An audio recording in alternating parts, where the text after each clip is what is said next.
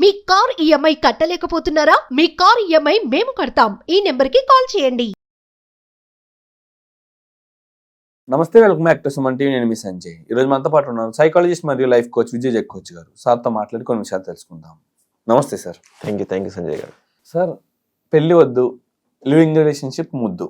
Yes, అసలు ఈ situation కనబడుతుంది సొసైటీలో చూసుకుంటే. ఇప్పుడున్న యూత్ కూడా చాలా విపరీతంగా దారుణంగా మారిపోతున్నారు. అసలు దీన్ని అసలు ఖండించవచ్చో ఖండించకూడదో కూడా తెలియని పరిస్థితిలో కనిపిస్తుంది ఇప్పుడు చూసుకుంటే.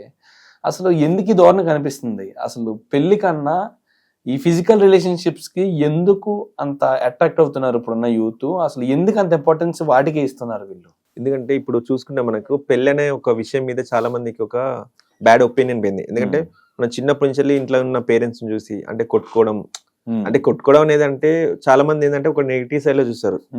ప్రతి భార్య భర్తలు అనేది ఈ ప్రపంచంలో కొట్టుకోని వాళ్ళు ఎవరున్నారు? కొట్టుకోవాలంటే వాళ్ళు భార్య భర్తలే కాదు.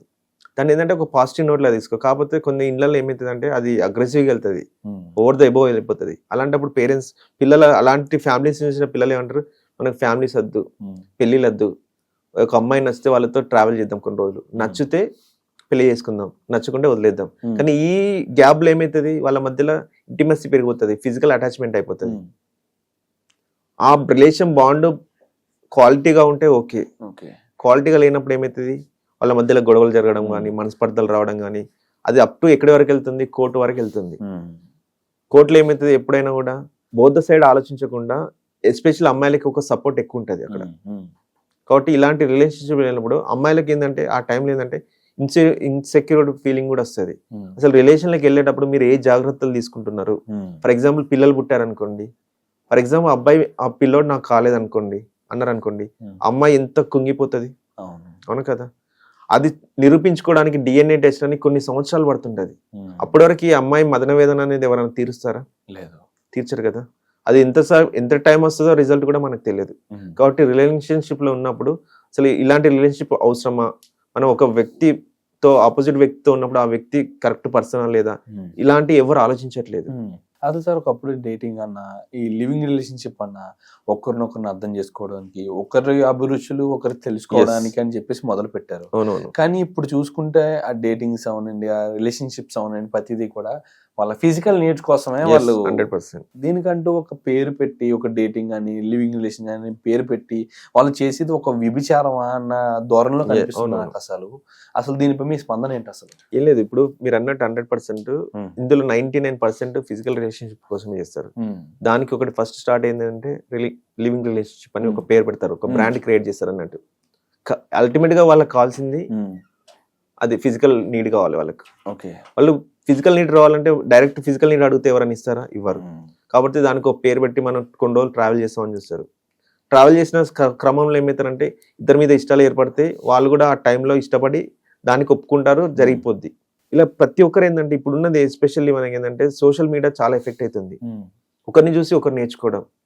ఇప్పుడు ఎంత ఫ్రెండ్షిప్ లో ఎలా ఉంటుందంటే లవర్ లేకపోవడం అనేది ఈ రోజులలో పెద్ద మిత్ అయిపోయింది అన్నట్టు. సిన్లా ఫీల్ అవుతున్నారు, అరే నీకు లవర్ లేరా అంటారు. అంటే లవర్ ఉంటే ఒక స్టేటస్ అన్నట్టు ఈ రోజులలో. నేను లవర్ని ఈ రోజు నాకు ముద్దు పెట్టింది, నీకు పెట్టిందారా అని అడుగుతారు. అంటే చూడండి మనం సమాజం ఎటు వెళ్తుంది. పిల్లలు ఇలానే ఉంటారు. ఇప్పుడు కాలేజీలోకి వెళ్ళినప్పుడు నీకు లవర్ లేదంటే వాళ్ళు వాడు ఏదో తప్పు చేసినట్టు చూస్తుంటారు అన్నట్టు. వాడు ఇక ప్రపంచంలో ఎవడు చేయని తప్పు చేసినట్టు. అంటే పిల్లలు చూడండి ఒకరినొకరు, మా గర్ల్ ఫ్రెండ్ తో ఈ రోజు మూవీకి వెళ్ళాను, నువ్వు వెళ్ళినావా లేదా, ఈ రోజు అమ్మాయి నాకు కిస్ చేసింది, నీకు చేసిందా లేదా, ఇలాంటివి ఉండడం ప్రొవోకింగ్ నేచర్ అంటారు. అంటే సార్ ఇప్పుడు నలుగురు చేస్తున్నారు కాబట్టి మనం చేయాలి అంతే. ఆ టైంలో ఎలా ఉంటుందంటే ఎస్పెషల్లీ బీటెక్ అంటే 18 to 19, 20 years బిలో ఉంటారు. ఆ టైంలో ఏంటంటే ఏదో ఒకటి చేయాలి, క్యూరియాసిటీ అంటారు అన్నట్టు. అసలు వాళ్ళు ఏముందనేది అర్థం కాదు. దానివల్ల ఎంత పెయిన్ ఉంటుంది లైఫ్, దాని తర్వాత లైఫ్ ఎలా అయిపోతుంది, ఎలా మారిపోతుంది, స్టడీ మీద ఎలా ప్రభావితం ఉంటుంది, మన పేరెంట్స్ దానివల్ల ఎంత ఇబ్బంది పడతారు, నాకు సొసైటీలో మంచి నేమ్ ఉంటుంది, ఇవన్నీ ఏముండదు. ఆ కోరిక తీరాలి, నాకు నా ఫ్రెండ్ ఎంజాయ్ చేసిండు, నేను ఎందుకు చేయొద్దు. ఒకప్పుడు జనరేషన్ లో లవ్ మ్యారేజ్ చూసాం. కానీ ఒకప్పుడు మూవీస్ లో ఈ డేటింగ్ అనేది చూసి అమ్మో పెద్ద బూతు అన్న ఆలోచించిన సందర్భాలు కూడా చాలా ఉన్నాయి. అవును. కానీ ఇప్పుడు చూసుకుంటే అదే బూతు పబ్లిక్ అయిపోయింది, లీగల్ అయిపోయింది. అసలు ఈ ఫారిన్ లైఫ్ స్టైల్స్ వల్ల ఇదంతా జరుగుతుంది అంటారా? అసలు ఒక ఫారిన్ లైఫ్ స్టైల్ తీసుకొచ్చినప్పుడు దాన్ని అడాప్ట్ చేసుకోవడానికి చాలా మంది ఆలోచిస్తారు అని ప్రతి ఒక్కరు అనుకుంటుంటారు. ఎస్ ఎస్ కానీ ఇక్కడ చూసుకుంటే అసలు రివర్స్ లో జరుగుతుంది. ఏదైనా ఫారెన్ లైఫ్ స్టైల్ వచ్చి ఒక ఈ టైప్ ఆఫ్ లైఫ్ స్టైల్ తెలిసిందంటే అది విత్ ఇన్ రోజులోని నెలలోని అమల్లోకి వచ్చేస్తుంది. Yes. మన ఇండియాలో కూడా చూసుకుంటే అసలు రీసెంట్ గా చూసుకుంటే షుగర్ డాడీ అని, షుగర్ మామీ అని, అవును అసలు అసలు అలాంటి ఆలోచనలు అనేవి మనం క్రియేట్ చేయం, బయట నుంచి వచ్చిన ఆలోచనలు. అవునవును అసలు ఎందుకు ఇంత తొందరగా వాటికి అడాప్ట్ చేసుకుంటున్నారు, వాటికి ఎందుకు ఇంత అట్రాక్ట్ అవుతున్నారు ఇప్పుడున్న యూత్? అసలు ఇక్కడ చెప్పాలంటే ఫారెన్ ని అడాప్ట్ చేసుకున్నాను అనేది ఈ రోజులలో అయితే అది కరెక్ట్ కాదు. ఎందుకంటే నేను ఒప్పుకోను కూడా ఆ విషయాన్ని. ఎందుకంటే సోషల్ మీడియా వచ్చింది, ఇప్పుడు కొందరు ఫారినర్స్ చూస్తుంటే మన ఇండియన్ కల్చర్ తో తిరుగుతున్నారు. అవును, ఎగ్జాక్ట్లీ సార్. వాళ్ళు జపానీస్ లో కానీ చైనీస్ లో కానీ వీళ్ళు మన భగవద్గీత నేర్చుకుంటారు, వాళ్ళకి పలకడమే రాదు. మనకి ఇండియాలోనే మనకే పలకడం రాదు కొన్ని శ్లోకాలు. అలాంటిది ఫారినర్స్, జర్మన్ వాళ్ళు, వీళ్ళంతా హిందూయిజాన్ని ఎస్పెషల్లీ మన కల్చర్ ని, నాట్ ఓన్లీ ఒక రిలీజియన్ గురించి చెప్పట్లేదు, మన ఇండియన్ కల్చర్ ని వాళ్ళు మెచ్చుకుంటున్నారు. మన డ్రెస్లు వేసుకుంటున్నారు, శారీస్ తో తిరుగుతున్నారు, ఫుల్ డ్రెస్ లలో తిరుగుతున్నారు. బట్ ఇక్కడ ఏం చేస్తున్నాం మనం, ఫారెన్ కల్చర్ అని వాళ్ళ మీద జస్ట్ ఆ కల్చర్ కి మనం కూడా ఇప్పుడు పెరుగుతున్న స్పీడ్ లో మనం కూడా వెళ్ళాలని ఆలోచిస్తున్నాం. కానీ మన ఇండియన్ మెంటాలిటీకి అది సెట్ అవుతుందా లేదా? మనకు మన ఉన్న బాడీ స్ట్రక్చర్ కు ఆ బట్టలు, ఫర్ ఎగ్జాంపుల్ బట్టలే తీసుకోండి, వాళ్ళ జీన్స్ ఆడ ఉన్న వాళ్ళు ఏంటంటే ఫిజికల్లీ ఫిట్ ఉంటారు వాళ్ళు. జనరేషన్ తో పాటు కల్చర్ కూడా మారుకుంటూ వెళ్ళాలంటారా అప్పుడు యూత్? అది కాదు మెయిన్ ఏంటంటే పిల్లలకి ఎలా ఉంటుంది అంటే ఒక 3 hours మూవీ చూస్తారు.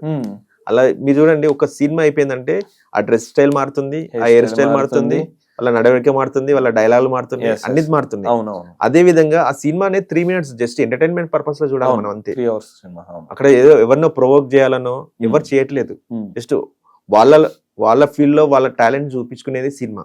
దాన్ని మీరు ఎంటర్టైన్ లాగా చూడాలి. కానీ వాళ్ళ చేసిన ఇప్పుడు చాలా మంది దీనివల్ల ఎంతమంది పేరెంట్స్ సఫర్ అవుతున్నారు అంటే, వాళ్ళు ఒక హీరో మంచి బైక్ వాడాను అనుకోండి, ఆ బైక్ కావాలి ఇంట్లో పేరెంట్స్ కు పరిస్థితి ఉందా లేదా కూడా చూడట్లేదు. ఇప్పుడు అదే డేటింగ్ కూడా సినిమాలలో, చాలా సినిమాలలో చూస్తున్నాం. ఆ డేటింగ్ ఏంటంటే చూపిస్తారు, ఆ హీరో చేశాడు నేను ఎందుకు చేయొద్దు, వై నాట్ మీ. సో ఇలా రకరకాలుగా ఉంటాయి అన్నట్టు. ఈ రకరకాల ఏంటంటే ఈ డేటింగ్ అనేది కూడా చాలా ముందుకు సాగుతుంది. సో ఈ విధంగా చూసుకుంటే ఏంటంటే మనకు ఇప్పుడున్న ఎస్పెషల్లీ యూత్ కి ఏంటంటే మ్యారేజ్ అనేది ఒక శాపం లాగా, డేటింగ్ అంటే ఒక అద్భుతమైన విషయం లాగా. ఎందుకంటే సినిమాలలో చాలా మన ఇండియన్ కల్చర్ లో చూస్తున్నాం, ఫారెన్ సినిమాలు చూస్తున్నాం, ఈ రకరకాలుగా చూసుకుంది అంటే డేటింగ్ వల్ల ఏంటంటే ఎంజాయ్మెంట్ ఉండదు, ఒక ఇక్కడ ఏముండదు, రెస్పాన్సిబిలిటీ ఉండదు. పెళ్లిలో రెస్పాన్సిబిలిటీ ఉంటుంది, ఇక్కడ రెస్పాన్సిబిలిటీ ఎంజాయ్ చేసామా ఎవరి దారి వెళ్ళి మన ఈ రకంగా ఉండడం వల్లనే రిలీవింగ్ అనేది చాలా పెరిగిపోతుంది. దట్టు మన గవర్నమెంట్ కూడా లీగలైజ్ చేసింది. అవును సార్, ఇప్పుడు ఫ్యూచర్ లో మొత్తం అంత లివింగ్ రిలేషన్షిప్స్ పెరిగిపోతే పరిస్థితి ఏంటి? సో మనకి ఇప్పుడు ఇలాంటి సందర్భాలు మనకు లివింగ్ రిలేషన్షిప్స్ రావద్దంటే ఏంటంటే ఇంట్లో పేరెంట్స్ పాత్ర చాలా ఉంటది. వాళ్ళకి ఒక ఏజ్ వచ్చిన తర్వాత బయటకు వెళ్ళినప్పుడు ఒక అమ్మాయిని ఎలా ఉండాలి అబ్బాయిలకు చెప్పాలి, అమ్మాయిలు అయితే తండ్రులు చెప్పాలి ఇలా ఉంటదమ్మా పరిస్థితి, ఒకళ్ళు మిమ్మల్ని మోసపూరితంగా మాట్లాడాలంటే ఇలా దగ్గరికి వస్తారు, ఇలా చేస్తారని వాళ్ళకి దగ్గర తీసుకుని ప్రతి ఒక్క విషయం చెప్పాలి. మనం బయట కల్చర్ లో చూస్తుంటే మనకు అడ్వాన్స్డ్ కంట్రీస్ లలో వాళ్ళకు సెక్స్ నాలెడ్జ్ అనేది ఎక్కువ ఇస్తుంటారు అన్నట్టు. అంటే ఎలా ఉంటది, ఒక ఏజ్కి వచ్చిన తర్వాత ఆ ఫీలింగ్స్ ఎలా ఉంటాయి, దానివల్ల ఎలాంటి ప్రభావితాలు జరుగుతాయి అనేది.